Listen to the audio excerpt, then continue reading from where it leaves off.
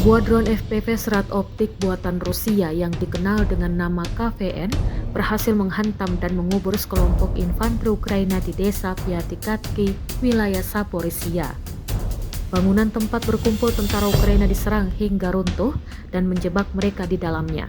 Rekamannya diunggah di Telegram pada Sabtu 8 Maret 2025. Serangan ini menjadi bukti efektivitas teknologi drone terbaru dalam peperangan modern antara Rusia dan Ukraina.